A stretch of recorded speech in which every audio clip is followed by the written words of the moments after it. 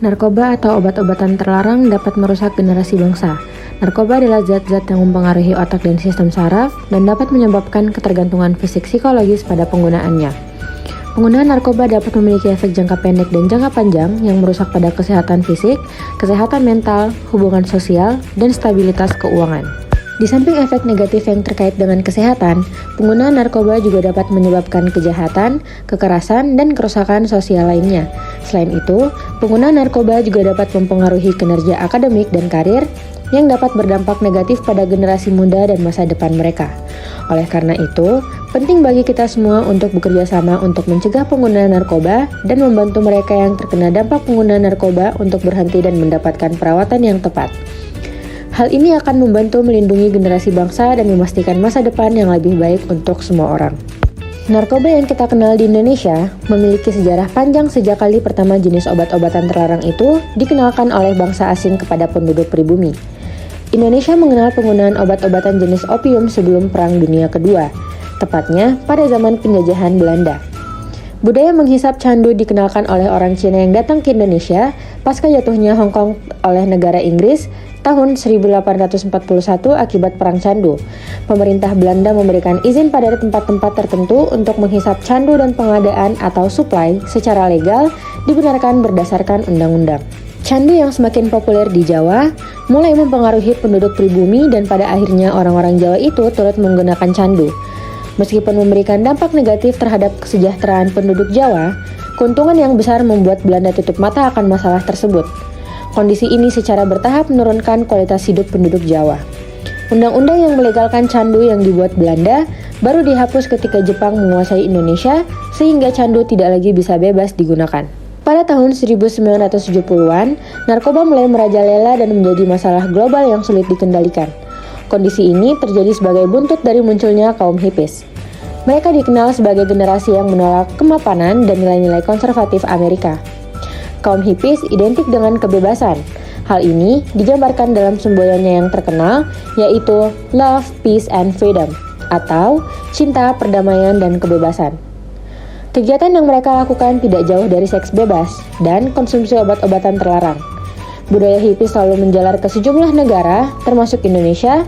Anak-anak muda yang mengalami depolitisasi sejak awal Orde Baru menyerap mentah-mentah budaya hippies tanpa melihat dampak dan konsekuensi jangka panjangnya. Penetrasi kultur pop ini secara cepat menyerang anak muda yang tinggal di kota-kota besar seperti Jakarta dan Bandung. Meskipun narkoba dapat menjadi obat sebagai penenang dan penghilang rasa sakit dalam dosis tertentu, namun narkoba memiliki efek buruk yang berakibat fatal, baik pada psikis maupun fisik, apabila tidak dengan pengawasan dokter. Zat adiktif tersebut dapat mengakibatkan kerusakan pada organ tubuh. Hilangnya kepercayaan keluarga dikarenakan pecandu cenderung tidak menindaklanjuti kesepakatan atau janji mereka, dan ini menyebabkan ketegangan lebih lanjut dalam hubungan mereka. Perlu dicatat, bagaimanapun bahwa kebanyakan pecandu biasanya bermaksud untuk menghormati komitmen mereka, tetapi efek dari zat tersebut membuat mereka tidak bisa melakukannya. Pecandu narkoba juga cenderung mengalami masalah keuangan yang disebabkan dengan harga narkoba yang tidak murah. Selain itu, penyalahgunaan narkoba mempengaruhi pengguna untuk terus membeli benda haram tersebut demi memenuhi kecanduan yang dialaminya. Seiring berkembangnya zaman, narkoba memiliki bermacam-macam jenis dan efeknya. Berikut jenis dan efeknya. Yang pertama ada opium. Opium merupakan narkoba paling tua yang pernah dikenal oleh manusia. Pertama kali digunakan oleh orang pada zaman Mesopotamia 3000 tahun sebelum Masehi. Opium berasal dari tanaman popi opium yang diambil getahnya. Getah tersebut mengandung zat morfin yang awalnya bertujuan untuk menghilangkan rasa sakit. Efek samping dari opium ini adalah penurunan kesadaran, euforia, rasa kantuk, lesu, dan kerusakan organ dalam seperti ginjal dan hati. Yang kedua ada kokain. Kokain atau kok adalah narkotika yang terbuat dari tanaman koka yang berbentuk kristal putih halus seperti gula halus. Jenis ini sangatlah adiktif dan bisa mempengaruhi sistem saraf pusat. Kokain dapat menyebabkan euforia, meningkatkan energi, dan merangsang sistem saraf pusat. Penggunaan kokain dalam jangka panjang dapat memiliki dampak serius pada kesehatan jantung dan Yang ketiga ada ganja. Ganja merupakan tanaman yang mengandung senyawa psikoaktif THC, tetrahidrokannabinol. Ganja sering digunakan secara rekreasional dan memiliki potensi untuk menyebabkan perubahan suasana hati, perubahan persepsi, dan ketergantungan. Yang keempat ada ekstasi atau MDMA, yaitu sebuah zat psikoaktif yang sering digunakan dalam konteks hiburan. MDMA dapat menyebabkan peningkatan energi, kebahagiaan, dan rasa keterhubungan sosial. Namun, penggunaan berlebihan dapat berisiko bagi kesehatan mental dan fisik. Yang kelima yaitu nikotin.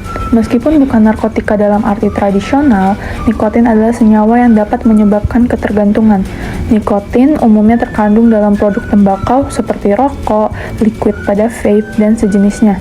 Yang keenam ada LSD, sebuah halusinogen yang dapat menyebabkan perubahan intensif dalam persepsi, suasana hati, dan pemikiran.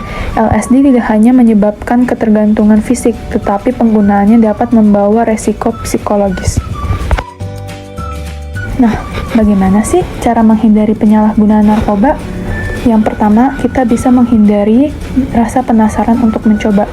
Bagaimanapun juga, sebagian besar riwayat kecanduan pada remaja dan anak muda berasal dari penasaran ingin mencoba seperti teman-temannya. Yang kedua, ketahuilah dampak buruk pemakaian narkoba untuk kesehatan fisik dan mental. Pilih pergaulan atau teman yang baik, jauhi yang dapat membawa pengaruh buruk kecanduan narkoba. Yang ketiga, kalian bisa melakukan kegiatan positif seperti olahraga atau bergabung dengan organisasi tertentu. Ingat bahwa ancaman hukuman untuk penyalahgunaan narkoba tergolong berat, ditambah lagi sanksi sosial dari masyarakat.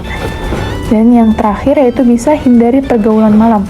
Lakukan kegiatan positif di waktu dan tempat yang aman bersama keluarga, teman, dan rekan yang membawa efek positif. Jika punya masalah, cari jalan keluar yang aman dan jangan jadikan narkoba sebagai pelarian untuk melupakan masalah. Kira-kira bagi yang sudah terlanjur masuk ke dunia pemakaian narkoba, apa ya hal yang harus dilakukan?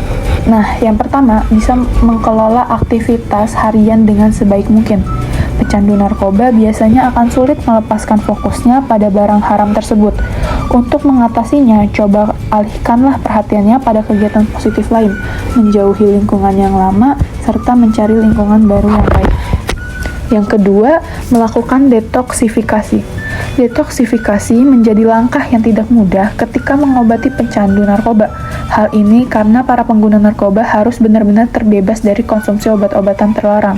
Saat melakukan proses ini, para pengguna narkoba nantinya akan merasakan mual dan sakit pada seluruh anggota badan. Selain itu, mereka juga akan mengalami tekanan secara psikologis karena tidak adanya asupan narkoba yang dulu biasanya digunakan sebagai obat penenang mereka. Yang ketiga, periksa ke dokter atau ahli terapis. Supaya penanganannya lebih intensif dan tepat, periksakan diri ke dokter atau ahli terapis. Pada tahap ini, dokter dapat mengetahui tingkat kecanduan pada pengguna narkoba. Selain itu, dokter juga bakal menganalisis efek samping yang dirasakan oleh pecandu. Terapis akan melakukan konseling jika pecandu mengalami halusinasi, depresi, maupun gangguan perilaku yang lainnya. Setelah itu, barulah dilakukan rehabilitas untuk menghilangkan sensasi candu narkotika. Yang keempat, melakukan stabilisasi untuk pemulihan jangka panjang. Pemulihan jangka panjang sangat perlu dilakukan bagi pencandu narkoba. Salah satunya dengan stabilisasi menggunakan obat resep dengan jangka waktu tertentu. Yang kelima, bisa juga melakukan terapi akupuntur secara rutin. Terapi akupuntur dianggap sebagai salah satu cara yang efektif untuk membantu pecandu agar sembuh dari jeratan narkoba. Cara yang bisa dilakukan yaitu dengan menusukkan beberapa jarum berukuran kecil pada beberapa titik tekan di tubuh. Hal ini harus dilakukan oleh profesional ya teman-teman.